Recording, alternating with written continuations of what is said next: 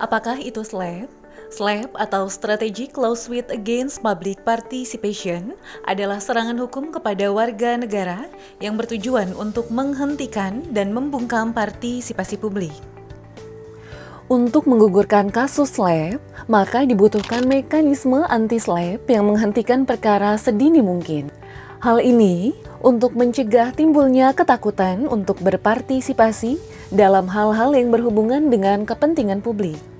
SLAP dapat terjadi dalam ranah perdata ataupun pidana.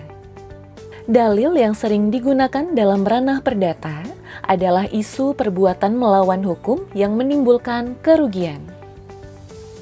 Sedangkan dalam ranah pidana, dalil yang digunakan cukup bervariasi, meliputi tindak pidana umum seperti penyerangan atau pengeroyokan, penghasutan, penganiayaan, pengerusakan barang, hingga meliputi undang-undang khusus seperti pencemaran nama baik melalui media elektronik, penghinaan terhadap lambang negara, dan lainnya.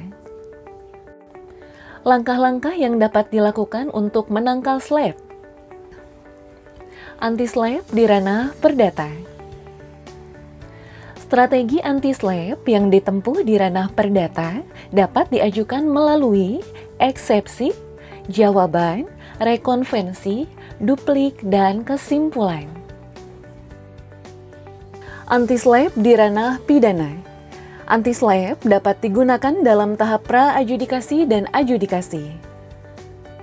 Pada tahap pra-adjudikasi, anti-SLAP dapat digunakan dalam penyidikan, dengan menjabarkan bahwa kasus yang dihadapi merupakan SLAP, menjelaskan latar belakang dan bentuk partisipasi publik yang dilakukan sejak penyusunan BAP, sehingga diketahui perkara merupakan bukan tindak pidana.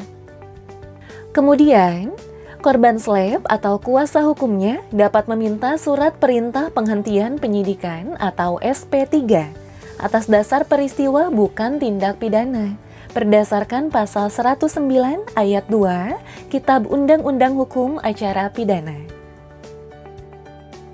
Penuntutan.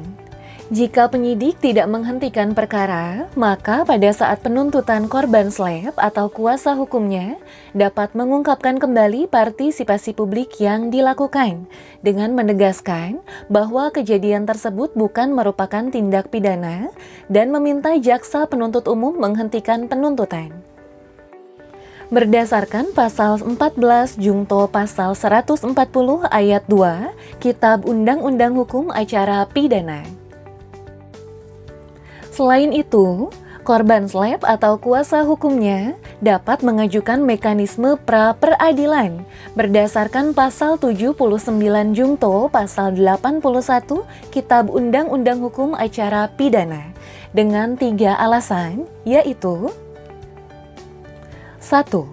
Penangkapan dan penahanan tidak sah karena syarat objektif dan subjektif upaya paksa tidak terpenuhi. 2. Tidak adanya tindak pidana yang terjadi.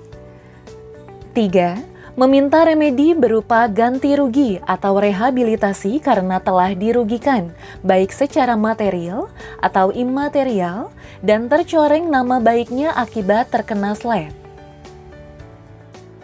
Tahap adjudikasi. Jika kasus tetap berlanjut, maka pada tahap adjudikasi, anti-SLAP dapat digunakan dalam eksepsi dan nota pembelaan atau pledoi. Dengan menguraikan unsur pejuang lingkungan dan partisipasi publik dalam memperjuangkan lingkungan, serta menghadirkan saksi ahli yang memahami anti-SLAP dan bukti yang relevan.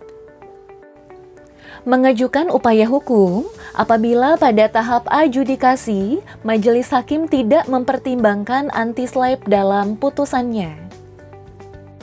Dalam persidangan SLAP di ranah perdata dan pidana, korban SLAP dapat meminta hakim yang bersertifikasi lingkungan hidup untuk mengadili perkaranya.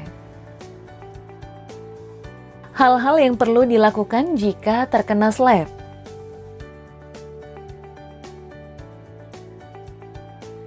Pertama, mencari bantuan hukum dan menginformasikan serangan yang dialami kepada lembaga bantuan hukum atau lembaga swadaya masyarakat yang memiliki fokus pada perlindungan HAM di daerahmu.